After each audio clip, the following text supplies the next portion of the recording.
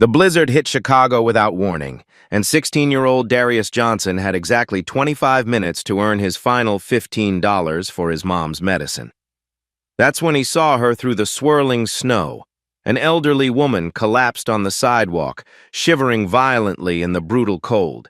Her expensive coat was torn, her knee grotesquely swollen, her eyes unfocused with confusion. Dozens of people hurried past through the storm, heads down against the wind. Nobody stopped. Darius had one choice: deliver his final order and get that crucial tip, or help a dying stranger and lose everything. He didn't think twice. "Ma'am, you're going to freeze out here." He gently helped her onto his bike. "I'm taking you somewhere warm." As he pedaled through the raging blizzard with this confused woman on his handlebars, Darius had no idea she would connect him with one of America's most powerful billionaires, or that this single act of kindness would transform his entire future. But to understand why what happened next was so heartbreaking, you need to know what this $15 tip meant to Darius. Every morning at 5:30 a.m., while his classmates slept in warm beds, Darius Johnson woke up to the sound of his mother coughing. Not just any cough, the deep chest-rattling kind that made him wince every time. Maria Johnson worked double shifts as a hospital janitor, scrubbing floors and emptying trash cans for 12 hours straight. But 3 days ago, her bronchitis got so bad she couldn't even stand without gasping for air. 3 days without pay, 3 days of watching his mom struggle to breathe. "Mijo," she whispered that morning, her voice barely audible between coughing fits. "I'll be fine. I just need rest." But Darius knew better. He'd researched her symptoms online at the library. Without proper medicine, bronchitis could turn into pneumonia, and pneumonia could kill. The prescription cough syrup cost exactly $15. They had $12.50. That's why, after school, Darius strapped on his helmet and grabbed his delivery bag. His bicycle was a 10-year-old Walmart special with a chain that slipped and brakes that squealed. The delivery app only paid $6 to $8 per order, but tips could change everything. 8 deliveries down, $12.50 earned, 1 delivery left. As he pedaled through Chicago's South Side, Darius felt the weight of responsibility pressing down on his 16-year-old shoulders. Other kids his age worried about video games and dating. He worried about keeping the lights on. Last month, Commonwealth Edison had cut their electricity. For 2 weeks, Darius did his homework by candlelight while his mom worked extra shifts to pay the reconnection fee. He never complained. Complaining wouldn't solve anything. Instead, he found solutions. When their neighbor Mrs. Peterson couldn't afford groceries, Darius shared his school lunch. When the homeless veteran outside his school looked hungry, Darius bought him a sandwich with tip money. When the community center needed volunteers for their after-school program, Darius showed up every Tuesday and Thursday. "Why do you help everyone else when we barely have enough?" Maria had asked him once. "Because that's what you taught me, Mom. We take care of each other." Now, gripping his handlebars as snow began to swirl, Darius counted the crumpled bills in his pocket for the 10th time. $12.50. Always $12.50, no matter how many times he counted. His phone buzzed with the delivery notification that made his heart race. "Premium sushi order to River North. Customer requests careful handling. $15 tip guaranteed upon delivery." $15. Exactly what they needed. Darius had been delivering food for 8 months, ever since his mom's hours got cut at the hospital. He knew every shortcut, every building, every doorman in his delivery zone. But River North was different. Tall glass towers filled with people who spent more on lunch than his family spent on groceries. He didn't belong there, but their money was just as green. The restaurant handed him an expensive-looking bag. The sushi inside probably cost more than his mom made in a day. Darius secured it carefully in his insulated bag and checked his phone. 9:35 p.m. 25 minutes until the pharmacy closed. 25 minutes to save his mom. The ride to River North usually took 15 minutes, but the snow was getting heavier. Darius pedaled harder, his breath forming clouds in the freezing air. His hands were numb despite his torn gloves, the only winter gear he owned. But as he turned onto North Michigan Avenue, something made him slow down. Through the swirling snow, he could see her. An elderly white woman sat crumpled against a storefront, her body shaking uncontrollably. Her coat looked expensive, Real wool, not the synthetic stuff from discount stores, but it was torn and dirty like she'd been outside for hours. Her left knee was swollen to twice its normal size, and her face was pale with that grayish tint that meant hypothermia was setting in. Darius had seen that look before. During his mom's shifts at the hospital, he sometimes waited in the emergency room. He'd watched paramedics bring in homeless people who'd been found too late. This woman was dying. Other people hurried past, hunched against the storm. A businessman in an expensive overcoat stepped around her without even looking down. A young couple crossed to the other side of the street. Nobody stopped. Nobody cared. Darius checked his phone again. 9:37 p.m. The delivery customer was already texting. "Where are you? The food is getting cold. 23 minutes left. If he stopped now, he'd lose the delivery, lose the tip, lose his mom's medicine. But if he didn't stop, this woman would die alone on a frozen sidewalk." His delivery app started ringing. The customer was calling, probably angry about the delay. Darius looked at the woman, then at his phone, then back at the woman. She tried to stand, fell back down with a cry of pain, and her eyes rolled back. She was losing consciousness. That's when Darius made the choice that would change everything. 9:35 p.m., 25 minutes until the pharmacy closed. That's when everything changed. The blizzard wasn't just snow anymore. It was a wall of white fury slamming into Chicago. Wind howled between skyscrapers, turning every snowflake into a frozen needle. The temperature had dropped to 15 degrees and was falling. Darius's phone showed the delivery address. 401 North Michigan Avenue, apartment 2B. A luxury high-rise with a marble lobby and doorman. The kind of place where monthly rent exceeded what his family saw in 6 months. The order details made his eyes widen. Premium omakase sushi platter, $180, handle with care, ring buzzer 2B. Customer note, $15 tip guaranteed for prompt delivery. $15, the exact amount on his mom's prescription. But approaching the gleaming tower, pedaling hard against wind, he saw something that made his stomach drop. The elderly woman huddled against the building's glass facade was worse than he'd first thought. Much worse. Her expensive wool coat was torn along the shoulder. Mud stained the cream fabric, one sleeve hanging oddly. Gray hair, probably styled that morning, now hung in wet strands across her face. But her knee made Darius suck in a sharp breath. Her left leg bent unnaturally, knee swollen so badly it split her pants seam. Dark bruises spread across exposed skin like spilled ink. She'd fallen hard, multiple times. "Jonathan," she mumbled through blue lips, voice barely audible over wind. "Where's Jonathan? I need to go home." "The meeting." Her eyes darted back and forth, seeing things that weren't there. Classic hypothermia-induced confusion. Darius had learned about it when his mom treated frostbite cases. People streamed past on sidewalks, but the storm had turned everyone into ghosts. Heads down, collars up, moving fast. A businessman in a $1,000 coat stepped over her outstretched leg without glancing down. A young woman walking her dog crossed to the other side. "Crazy homeless lady," someone muttered, hurrying past. Darius's phone buzzed angrily. Text from customer. "Where are you? I'm starving and food better still be hot." 9:37 p.m., 23 minutes. His delivery app started ringing. The customer was calling, probably furious about the delay. Each ring felt like a countdown timer to disaster. If he answered, he'd have to explain why he was late. If he didn't, they might cancel entirely. No delivery meant no tip. No tip meant no medicine. The woman tried pushing herself up, using the glass wall. Her arm shook with effort, and she collapsed back with a whimper that cut through the wind. "Cold," she whispered. "So cold. Jonathan said he'd pick me up." Her lips were turning from blue to gray. Darius had seen that color during his mom's overnight shifts. It meant organs starting to shut down. This woman had maybe 30 minutes before hypothermia killed her. His phone rang again. This time, the delivery app itself. Probably an automated system asking about delay. Darius stared at the screen, then at the woman, then back at the screen. Inside the luxury building, someone was waiting for expensive sushi, getting angrier about the delay. They were probably warm, probably safe, probably had no idea what $15 meant to families like his. Out here, a human being was dying alone. The woman's eyes found him through snow. For one moment, they focused with crystal clarity. "Help," she whispered. Just one word, carrying absolute desperation. That's when Darius realized something that made his chest tighten. He recognized that look.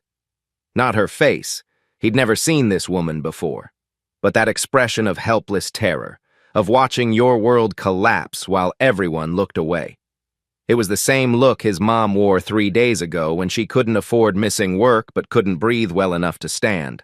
The same look she'd tried hiding this morning when counting their money and realizing they were still $3 short. His phone buzzed with another angry text. "Cancel this order if you're not coming." 9:39 p.m., 21 minutes until the pharmacy closed.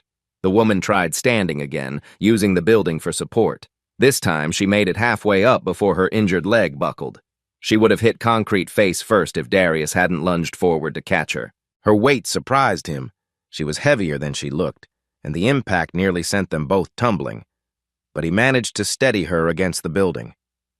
"Ma'am, you can't walk on that leg," he said, supporting her weight. "You need medical attention." "Just need to get home," she mumbled. "Jonathan's waiting. Important meeting tomorrow." Darius looked at his phone one last time, then at the woman shivering in his arms. The choice wasn't really a choice at all. What Darius did next would cost him everything he'd earned that night. But he didn't hesitate for even a second. He threw his bike down on the sidewalk and dropped to his knees beside the woman. "Ma'am, can you hear me?" His voice cut through the howling wind. "My name is Darius. You're going to be okay." The woman's eyes struggled to focus on his face. "Jonathan?" she whispered hopefully. "Did Jonathan send you? I'm here to help." Darius pulled off his only winter jacket, a thin thrift store find that barely kept him warm, and wrapped it around her trembling shoulders. "What's your name?" "Eleanor," she managed between chattering teeth. I was walking, got lost." His phone exploded with notifications. Angry calls from the customer, automated warnings from the delivery app, text messages getting nastier by the minute. "You're fired if you don't deliver this now." Darius turned his phone face down in the snow. "Eleanor, I need to check if you're hurt." His hands moved quickly but gently, the way he'd watched his mom examine patients. "Can you move your fingers for me?" She tried. Her right hand responded weakly. Her left arm hung limp. Her pulse was rapid and thready under his fingertips. Her skin felt like ice, but underneath was the burning heat of fever, hypothermia and infection, a deadly combination. "Eleanor, where do you live? Do you have family nearby?" "Home," she mumbled, her words slurring. "I need to go home. Jonathan will worry." The knee injury was worse up close. The swelling stretched her skin tight, and dark fluid seeped through the torn fabric of her pants. She'd been here for hours, maybe longer. Darius pulled out his phone and dialed 911. 911, what's your emergency? I need an ambulance at 401 North Michigan Avenue. Elderly woman, severe hypothermia, possible broken bones. Eleanor's hand suddenly gripped his wrist with surprising strength. "No hospitals," she whispered urgently. "Please, just want to go home." The operator's voice crackled through the phone. "Sir, due to the blizzard, emergency response times are currently 45 minutes to an hour. Can the patient wait?" Darius looked at Eleanor's gray lips, her unfocused eyes, the way her breathing had become shallow and irregular. 45 minutes? She'd be dead at 20. "Never mind," he told the operator, and hung up. Eleanor was trying to stand again, using the building's glass wall for support. Her legs buckled immediately, and she would have hit the concrete if Darius hadn't caught her. "Whoa, easy. You're not walking anywhere on that knee." "Need to get home," she insisted, but her voice was getting weaker. "Meeting tomorrow. Important papers." That's when Darius made a decision that defied every logical thought in his head. "Okay, Eleanor, I'm taking you home. But first, we're going somewhere warm." He helped her toward his bicycle. She looked at the beat-up bike with confusion. "I know it's not fancy, but it's what we've got." Darius positioned the bike carefully. "You're going to sit right here on the crossbar. I'll pedal standing up. Just hold on tight, okay?" Getting Eleanor onto the bike took precious minutes. Her injured leg couldn't bear any weight, and she kept slipping into unconsciousness. But finally, she was seated with Darius's jacket wrapped around her and his delivery bag serving as a makeshift backrest. Where are we going? She asked as he began to pedal. My house. My mom's a hospital worker. She'll know what to do. The ride through the blizzard was the longest 15 minutes of Darius's life. Snow whipped across his face, stinging his eyes and making it impossible to see more than a few feet ahead. Without his jacket, the cold cut through his thin work shirt like knives. His muscles screamed from pedaling standing up, fighting against the wind with Eleanor's extra weight. But the worst part was listening to her fade in and out of consciousness. Jonathan's picking me up at 7, she mumbled. Can't be late. Board meeting. You're safe, Darius kept saying, as much to convince himself as her. Almost there. Stay with me, Eleanor. Twice, she nearly slipped off the bike. Twice, Darius had to stop and readjust her position, precious time ticking away while the storm got worse. As they passed the pharmacy at 9:58 p.m., Darius saw the lights going out. The pharmacist was locking the door, heading to his warm car in the employee parking lot. The medicine his mom needed was right there, 50 feet away, disappearing behind locked glass. Darius pedaled harder. By the time they reached his building, a rundown complex on Chicago's South Side, Eleanor was barely conscious. Darius half-carried, half-dragged her up 2 flights of stairs, her injured leg dragging uselessly behind them. "Mom!" he called as he fumbled with his keys. "Mom, I need help!" The door opened to reveal Maria Johnson in her hospital scrubs, just home from her shift. Her eyes went wide when she saw Darius supporting an elderly white woman who looked like she'd been hit by a truck. "Mijo, what happened? Who is this?" "Found her in the storm. She's hypothermic, possibly broken bones, and definitely has a fever." The medical terminology flowed naturally. He'd picked up more than he realized during all those hours in hospital waiting rooms. Maria's maternal instincts kicked in immediately. "Bring her inside, quickly." Their tiny apartment had never felt smaller. The living room was barely large enough for their second-hand couch and a small TV. The kitchen was a narrow galley with outdated appliances, but it was warm, and right now, warmth meant everything. Maria helped Eleanor onto the couch while Darius grabbed every blanket they owned. "What's your name, sweetheart?" she asked in the gentle voice she used with scared patience. "Eleanor," came the whispered reply. "I got lost. So cold." "You're safe now. Darius, bring me the first aid kit and some hot water." For the next hour, Maria worked with the skill of someone who'd spent years caring for others. She cleaned Eleanor's wounds, stabilized her knee with makeshift splints made from cardboard and tape, and gradually brought her body temperature back to normal. Eleanor's fever broke around midnight. When she finally opened her eyes with full awareness, the first thing she saw was Darius sitting on the floor beside the couch, keeping watch. "You," she said, her voice stronger now. "You saved me." "My mom did most of the work," Darius said. "I just gave you a ride." Eleanor looked around the small apartment, at the flickering fluorescent light in the kitchen, the duct tape holding the couch arm together, the single space heater working overtime to keep them warm. Then she looked at Maria, still in her hospital scrubs, exhaustion clear on her face, but kindness shining in her eyes. "You gave up your bed for me," Eleanor realized, noticing the pillow and blanket on the floor where Darius had planned to sleep. "Couldn't leave you out there," Darius said simply. "That storm would have killed you." When Eleanor woke up the next morning, what she tried to offer Darius should have been impossible for a confused elderly woman to have. Sunlight streamed through the thin curtains, and for the first time in 12 hours, Eleanor Whitfield's eyes were completely clear and focused. She sat up slowly on the couch, testing her body. The fever was gone. Her knee still throbbed, but the professional bandaging told her she'd received proper care. The blankets smelled like cheap fabric softener, but they were clean and warm. "Good morning," came a gentle voice from the kitchen.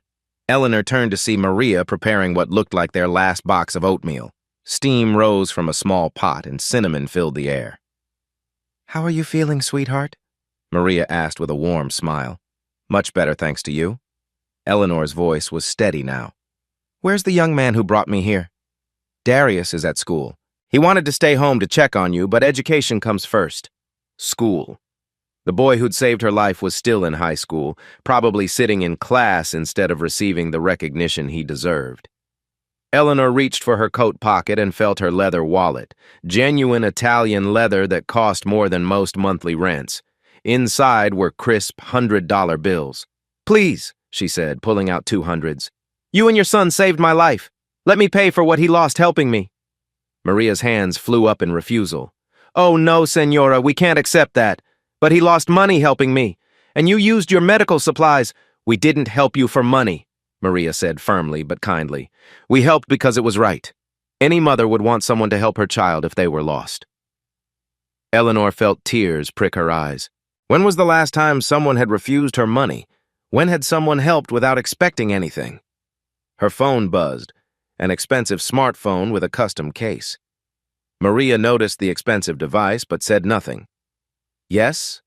Eleanor answered, her voice changing, sharper, more authoritative. "Mrs. Whitfield, thank God," came a frantic voice. "The security team has been searching everywhere. Where are you?" Eleanor glanced at Maria, who pretended not to listen while stirring oatmeal. "I'm safe," Eleanor said quietly. "I'm with wonderful people. The meeting will wait. But the board is expecting. Tell them I'm fine." She hung up quickly. Maria brought her oatmeal in their nicest bowl, chipped ceramic from a thrift store, with a plastic spoon. "You don't have to," Eleanor began. "Eat," Maria said with practiced authority. "You need strength." As Eleanor ate the simple breakfast, she watched Maria move efficiently around the tiny kitchen. Every motion spoke of someone used to making little go far. The apartment told its story, furniture held together with tape, a space heater working overtime, school textbooks stacked beside engineering magazines. Someone here had big dreams despite small means. Eleanor reached into her coat and pulled out a business card, heavy stock paper, gold-embossed lettering. "Promise me something," she said as Maria collected the empty bowl. "If you or your son ever need anything at all, call this number." Maria looked at the card. Whitfield Industries with an elegant logo. "We'll keep it," Maria said politely. "But, Senora, we helped because you needed help, not because we wanted something." Eleanor's phone rang again. Through the window, a black sedan was pulling up. "My ride is here," she said, though her voice suggested reluctance to leave. As Maria helped her to the door, Eleanor turned back. "Your son is special. Don't let the world convince him otherwise." Maria smiled. "He's always been my miracle." Eleanor paused at the door, looking back at the tiny apartment where she'd received more genuine care than in any luxury hospital. "Sometimes," she said quietly, "the people with the least give the most." As Eleanor's car pulled away, Darius had no idea that across town, a desperate search was finally coming to an end. Darius returned from school that afternoon to find his mom sitting at their small kitchen table, staring at a business card. "How's the lady?" he asked, dropping his backpack by the door. "Eleanor, she's much better, mijo. Her family picked her up this morning." Maria held up the card. "She left this for us." Darius examined the heavy cardstock. The logo was embossed in gold, and the paper felt expensive between his fingers. Whitfield Industries. He'd never heard of them, but everything about the card screamed money and power. "She said to call if we ever needed anything," Maria continued. "Sweet woman, but you know how rich people are. They say things they don't mean." Darius nodded, but something nagged at him. Eleanor hadn't seemed like someone who said things she didn't mean. His mom started coughing again, the same deep, rattling cough that had worsened over the past 4 days. Without the medicine, her bronchitis was getting worse. "Mom, we need to get you to a doctor." "Can't afford it, mijo. I'll be fine." But her voice was getting weaker, and dark circles shadowed her eyes. Meanwhile, 15 miles away in downtown Chicago, the executive offices of Whitfield Industries hummed with activity that had nothing to do with business. Jonathan Whitfield stood in his corner office, staring out at the city skyline, his phone pressed to his ear. "Sir, we've confirmed she's safe," his head of security reported. The GPS tracker in her phone shows she spent the night at a residential address on the south side. "The south side?" Jonathan's voice was sharp with concern. "What was she doing there?" "Unknown, sir. She's not answering detailed questions about last night. Says she was helped by good people and won't elaborate." Jonathan closed his eyes. His mother's Alzheimer's episodes were becoming more frequent, more dangerous. Last night could have ended very differently. "Sir?" The security chief's voice brought him back. "Should we investigate the address? Run background checks on the residents?" "Not yet," Jonathan said slowly. "If my mother says they helped her, then we owe them a debt. But keep monitoring. I want to know if anything changes." Back in the South Side apartment, Darius sat beside his mom's bed as she tried to sleep between coughing fits. He pulled out the business card again, turning it over in his hands. On the back, someone had written in elegant handwriting, "For the angel who saved me, E.W." Darius looked at his mom's medication bottles, all empty now. Her inhaler sat on the nightstand, but even that was running low. Tomorrow was rent day. They had exactly $43 to their name. He studied the card one more time, then tucked it into his wallet. "Rich people say things they don't mean," his mom had said. But what if this time was different? What if Eleanor had meant every word? When Darius finally dialed that number, he had no idea he was about to discover Eleanor's incredible secret. 2 days later, Maria collapsed. Darius found her on the kitchen floor when he came home from school, gasping for air like a fish out of water. Her lips had turned blue and her fingernails were gray, signs he'd learned meant her body wasn't getting enough oxygen. "Mom!" He dropped to his knees beside her, his hands shaking as he checked her pulse, fast and irregular. Her skin was burning with fever, but she was shivering uncontrollably. The bronchitis had turned into pneumonia. "Can't breathe," she whispered between gasps. Darius reached for his phone to call 911, then stopped. They had no insurance. An ambulance ride alone would cost $800. Emergency room treatment could bankrupt them completely. But if he didn't call, his mom might die. His hands trembling, he pulled Eleanor's business card from his wallet. The elegant logo seemed to mock him. What could some rich lady's company do for a family like his? But he was out of options. The phone rang once, twice. "Whitfield Industries, executive offices? How may I direct your call?" The receptionist's voice was professional, polished. Darius almost hung up. This was stupid. Eleanor probably didn't even remember him. I'm looking for Eleanor," he stammered. "An elderly lady. She said to call. Please hold." The line went quiet except for classical music. Darius knelt beside his mom, one hand on her forehead, the other clutching the phone. Then a man's voice came on the line, urgent, desperate. "Do you know where my mother is? Is she safe?" Darius blinked. "Your mother? Eleanor Whitfield. You called our main line asking for her. Where did you find her? When did you see her last?" She's your mother?" Darius's mind reeled. "I found her 2 nights ago. In the storm. She was hurt and, thank God." The relief in the man's voice was overwhelming. "She's been missing for over 36 hours. We had every security team in the city looking for her. Is she hurt? Where is she now?" "Missing?" Darius struggled to process this. "But she went home yesterday morning. A car picked her up. That was us. But she won't tell us where she was or who helped her. She just keeps saying good people and the boy who saved me. That's you, isn't it?" Darius felt the world tilting. I don't understand. Who are you?" "Jonathan Whitfield, CEO of Whitfield Industries. Eleanor is my mother." The name hit Darius like a physical blow. He'd heard of Whitfield Industries. Everyone in Chicago had. They owned half the skyscrapers downtown, luxury hotels, and shopping centers. The company was worth billions. "She has early-stage Alzheimer's," Jonathan continued, his voice thick with emotion.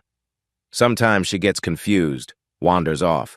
We have caregivers, security, GPS tracking, but she's independent, stubborn. 2 nights ago, she slipped away from her caregiver during an evening walk." Darius thought about Eleanor's confusion, her mumbled words about meetings and Jonathan. It hadn't been random rambling.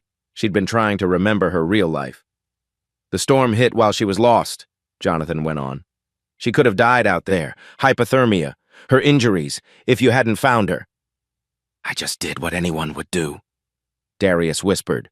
"No." Jonathan's voice was firm. "Our security footage shows dozens of people walking past her. You're the only one who stopped, the only one who cared enough to help." Darius looked down at his mom, still struggling to breathe. The conversation felt surreal, like he was listening to someone else's life. "Sir," he said suddenly, "I need help. My mom is really sick and I don't know what to do." "What kind of help?" "She has pneumonia. She can't breathe. We don't have insurance and I can't afford—" "What's your address?" Darius gave him the information, still not believing this was happening. "Don't move. I'm sending a private medical team immediately." "And Darius?" "Yes, sir." "Thank you for saving my mother's life. Now let me help save yours." 20 minutes later, Darius heard vehicles pulling up outside. Through his window, he saw 2 black SUVs and a white van with medical equipment. A team of paramedics rushed up the stairs, led by a man in an expensive suit who could only be Jonathan Whitfield. He was tall, silver-haired, with the kind of presence that commanded attention. But his eyes were kind, and when he saw Maria struggling to breathe on the couch, his expression filled with genuine concern. "Ma'am, I'm Jonathan. These are the best emergency medical technicians in Chicago. They're going to take excellent care of you." The medics worked with efficiency that took Darius's breath away. Within minutes, they had Maria on oxygen, IV fluids running, and medication flowing into her system to fight the infection. "She'll be fine," the lead medic assured Darius. "We're taking her to Northwestern Memorial. Private room, full treatment. Everything's already arranged." As they loaded Maria onto a stretcher, Jonathan pulled Darius aside.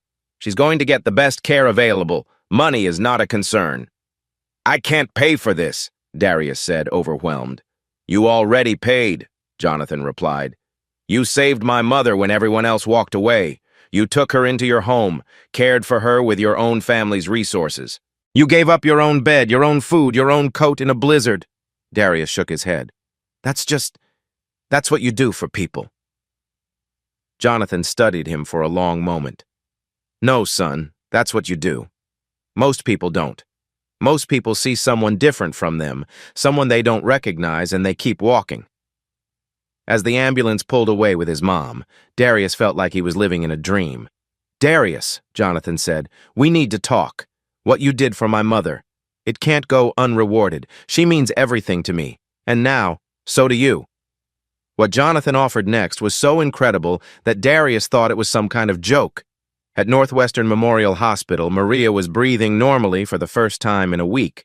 The private room was larger than their entire apartment, with floor-to-ceiling windows overlooking Lake Michigan. Machines monitored her vitals, while IV antibiotics fought the infection that could have killed her. Darius sat beside her bed, still processing everything that had happened. 6 hours ago, his mom was dying on their kitchen floor. Now she was receiving care that would normally cost tens of thousands of dollars. "How are you feeling, Mom?" "Like I can breathe again, mijo." Maria's voice was weak but clear. "This man, this Jonathan, he says you saved his mother." Before Darius could answer, there was a soft knock on the door. Jonathan entered, carrying 2 cups of coffee and what looked like a thick folder. "Mrs. Johnson, you look much better." He handed Darius a coffee, real coffee, not the instant stuff they used at home. "The doctors say you'll make a full recovery." "Senor Whitfield," Maria began, "we can't afford—" "Please." Jonathan held up his hand gently. "Your son saved my mother's life. This is the least I can do." He pulled up a chair. "But actually, I'd like to discuss something much bigger with both of you." He opened the folder and spread several documents across the bedside table. Darius saw letterheads from Northwestern University, scholarship applications, and what looked like legal contracts. "Darius, tell me about your dreams. What do you want to do with your life?" The question caught Darius off guard. Adults didn't usually ask him about dreams. They asked about survival. I want to be an engineer," he said hesitantly. "I like figuring out how things work, solving problems. But college isn't really—" "Why not? We can't afford it. Even community college costs more than we make." Jonathan nodded thoughtfully. "What if money wasn't an issue? What if you could attend any university in the country?" Darius felt his heart speed up, but he forced himself to stay realistic. "That's not how the world works for people like us, sir." "It is now." Jonathan pulled out a document with Northwestern University's seal at the top. "Full scholarship to Northwestern's engineering program. Tuition, books, room and board, everything covered for 4 years." Darius stared at the paper. "I don't understand." "There's more." Jonathan laid out additional documents. $2,000 per month stipend for living expenses. Guaranteed internships at Whitfield Industries every summer. And when you graduate, a full-time position with our engineering team. Maria gasped. Senor, that's too much. We can't accept. Mrs. Johnson, with respect, this isn't charity. This is an investment. Jonathan's voice grew serious. Do you know what your son did 2 nights ago? He didn't just save an elderly woman, he saved the mother of a man who spent his entire adult life looking for young people exactly like Darius. He pulled out his phone and showed them photos, groundbreaking ceremonies, ribbon cuttings, news articles about Whitfield Industries' community development projects. For 20 years, I've been trying to find brilliant minds from overlooked communities, kids who understand real problems because they've lived them, kids who have the character to succeed and the heart to lift others up. Darius shook his head. But I'm nobody special. I just deliver food and try to help my mom. You're exactly who I've been looking for. Jonathan leaned forward. In 36 hours, you encountered a life or death situation and made the hardest choice imaginable. You sacrificed your own family's welfare to save a complete stranger. You brought her to your home, shared your resources, showed more kindness than people with 1,000 times your wealth. He pointed to another document. But here's what really convinced me. I had my team research your background. You tutor struggling students for free. You volunteer at the community center. You share your lunch with homeless veterans. You've been quietly helping others for years, even when you barely had enough for yourself. Maria's eyes filled with tears. He's always been that way, even as a little boy. That's what makes this not charity, but destiny, Jonathan continued. I need someone who understands both the technical and human sides of engineering. Someone who can design solutions for communities like yours because they know what those communities need. He spread out architectural plans and engineering schematics. These are affordable housing projects, community solar installations, water purification systems for underserved areas. This is what Whitfield Industries' future looks like, and I need someone like you to lead it. Darius studied the plans, his engineering mind immediately engaged. This solar panel configuration could be optimized for cost efficiency, he said without thinking. And the water system, you could reduce maintenance costs by 30% with a different filtration approach. Jonathan smiled. See? You're already thinking like the engineer you're meant to become. But Darius still couldn't believe it was real. Why me? You could find hundreds of engineering students who are smarter, more qualified. Intelligence can be taught. Characters can't. Jonathan's voice grew emotional.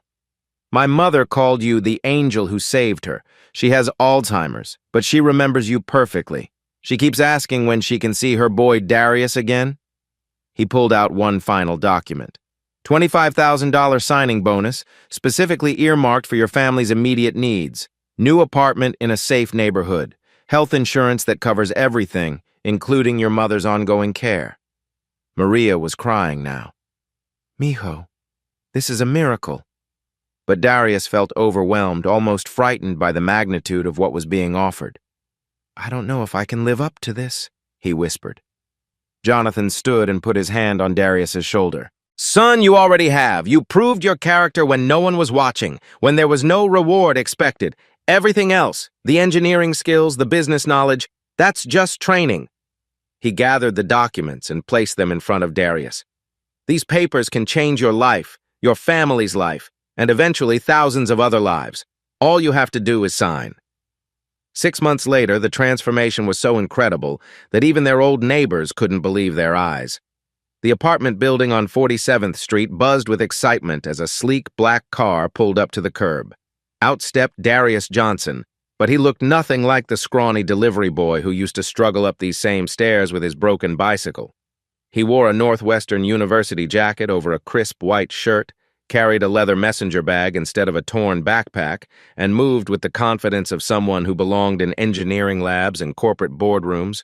But when Mrs. Peterson from 3B called out Darius, he still had the same warm smile. Mrs. Peterson, how are you feeling? He bounded up the steps to hug their elderly neighbor, the same woman he used to share his school lunch with.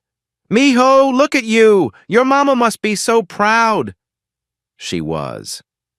Maria Johnson stood in the doorway of their old apartment, which they kept to help transition other families in need, beaming with pride as her son visited the community center where it all began. Maria had transformed too. As the new community liaison director for the Whitfield Foundation, she wore professional clothes instead of hospital scrubs, carried a tablet instead of cleaning supplies, and had become the bridge between corporate resources and neighborhood needs. "Ready for the presentation?" she asked Darius in Spanish, their private language of family connection that no amount of success could change. "Nervous," he admitted. "Do you think the community will like what we've designed? They're going to love it, because you listen to what they actually need." Inside the community center, 40 families crowded into the main room. These were the people Darius had grown up with: single mothers working double shifts, elderly residents on fixed incomes, kids who shared his old dreams of escaping poverty through education. Jonathan Whitfield stood at the back, watching his protege with undisguised pride. In 6 months, Darius had exceeded every expectation. He was excelling in his engineering courses at Northwestern, maintaining a 3.9 GPA while working 15 hours a week at Whitfield Industries as a junior project coordinator. But more importantly, he'd never forgotten where he came from. "Good evening, everyone," Darius began, his voice carrying the authority of someone who'd learned to speak in corporate boardrooms but kept the heart of his community. "6 months ago, I was delivering food on a bicycle, living paycheck to paycheck like many of you. Today, I'm here to announce something that's going to change our neighborhood forever." He clicked to the first slide of his presentation: architectural renderings of a stunning community complex. The Eleanor Whitfield Community Innovation Center. Free childcare for working parents, computer labs with high-speed internet, job training programs in partnership with local businesses, and most importantly, a scholarship program for students who show character, not just grades. The room erupted in excited murmurs. Mrs. Rodriguez raised her hand. "How much will this cost families?" "Nothing," Darius said. "Completely free. Funded by the Whitfield Foundation and designed by people who understand our community because we are this community." He clicked to the next slide: solar panel installations covering the community center's roof. "We're also implementing renewable energy systems that will cut this building's electricity costs by 70%. The money saved goes directly into expanding programs." Maria stepped forward. "And we're starting with scholarships for 12 students this year, kids who've shown kindness and leadership regardless of their test scores or family income." She gestured to a young girl in the front row, Sophia Martinez, whose mother worked 3 jobs. "Sophia tutors younger kids in math even though her own grades aren't perfect. That's the kind of character we're looking for." The presentation continued with more reveals: partnerships with local businesses for internships, a community garden that would provide fresh produce, and a makerspace where kids could learn engineering and technology skills. But the most emotional moment came when Eleanor Whitfield herself entered the room, moving slowly but determinedly with her walker. Despite her Alzheimer's progression, she insisted on attending every major Whitfield Foundation event. Today was no exception. "Where's my boy?" she asked, her eyes scanning the room until they found Darius. The entire room fell silent as this elegant elderly woman made her way to the front. Darius met her halfway, gently taking her arm. "Hello, Mrs. Eleanor." "There he is," she said, her voice carrying clearly despite her frail appearance. "The angel who saved my life." She turned to address the crowd, and for a moment, her confusion lifted completely. "This young man," she said, "didn't just save me from a snowstorm. He saved my faith in humanity. He reminded me that kindness still exists in this world." She paused, looking directly at the families gathered before her. "The foundation bearing my name will invest $2 million annually in this community. Not because we feel sorry for you, but because you produced someone like Darius. If this neighborhood can create one young man with such character, imagine what it can do with proper resources." Jonathan stepped forward, barely containing his emotion. "The Eleanor Whitfield Community Innovation Center breaks ground next month, but this is just the beginning. We're expanding this model to 12 communities across Chicago, each one identified and designed by young people like Darius who understand what their neighborhoods really need." As applause filled the room, Darius looked around at the faces of people who'd watched him grow up. The same people who'd seen him deliver food in blizzards, share his lunch with hungry classmates, and care for his sick mother without complaint. Now they were seeing him transform their entire community. But the most beautiful part of this story happened exactly 1 year after that cold night. December 15th, another Chicago blizzard. Darius Johnson, now a college freshman, walked through the same streets where everything had changed 12 months ago.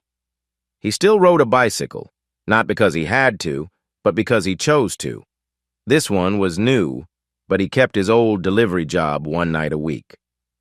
"Never forget where you came from," he'd told Jonathan. Tonight, he was volunteering at the Eleanor Whitfield Community Center, distributing warm meals during the storm. That's when he saw him. An elderly black veteran named Robert huddled against the same building where he'd found Eleanor. Military jacket torn, eyes unfocused with hypothermic confusion. "Sir, are you okay?" Darius knelt beside him. "Cold," Robert whispered. "So cold. Lost my way." Without hesitation, Darius took off his northwestern jacket and wrapped it around Robert's shoulders. The same instant decision, the same willing sacrifice. "I'm getting you somewhere warm." Across the street, Eleanor Whitfield watched from her car. Despite her Alzheimer's progression, she insisted on visiting their special place during every storm. Certain memories remained crystal clear. She watched Darius guide Robert toward the community center with the same gentle urgency he'd shown her. "That's him," she whispered to Jonathan. "That's my angel. He learned the lesson, Mom. He was born knowing it," Eleanor replied with perfect clarity. "We just gave him the tools." 2 hours later, Robert was warm, fed, and enrolled in the Veteran Assistance Program. He'd been an Army engineer. Now he'd become Darius's weekend mentor. The next morning, Jonathan texted, "Saw what you did. Eleanor wants to establish the Robert Williams Veterans Engineering Scholarship. Interested in helping design it?" Darius smiled. "When do we start?" That afternoon at the community center, Eleanor sat in her wheelchair, confusion mixing with flashes of understanding. When Darius knelt beside her, her eyes focused completely. "Promise me something," she said, gripping his hand. "Anything, Mrs. Eleanor. Promise you'll always help the forgotten ones, the people everyone else walks past." "I promise," Darius said. "Always." Eleanor smiled, the brilliant philanthropist shining through. "Then my work here is done." 6 months later, Eleanor passed peacefully in her sleep. She left Darius as primary heir to her foundation's mission with a handwritten note. "To the boy who taught an old woman that angels still walk among us." The cycle of kindness continued, one forgotten soul at a time. Darius's story proves that the smallest acts of kindness can create the biggest changes. One freezing night, one choice to help a stranger transformed not just 2 lives, but an entire community. Think about it. Darius had every reason to keep walking. He needed that money desperately. His mom was sick, the storm was getting worse, but he stopped anyway because that's who he was. And because of that choice, dozens of families now have scholarships. Veterans have housing. A whole neighborhood has hope. Here's what I want you to ask yourself today. Who is the Eleanor in your life? Who needs help that everyone else is ignoring? What would you do if that confused person on the street was your grandmother? Remember, the person you help might change your life in ways you never imagined. Sometimes the biggest risk isn't helping a stranger. It's walking past someone who could transform your future. Share this story with someone who believes kindness matters, like if you'd stop to help. Subscribe to Black Takes Stories for more proof that good deeds create real miracles. One act of kindness, infinite possibilities.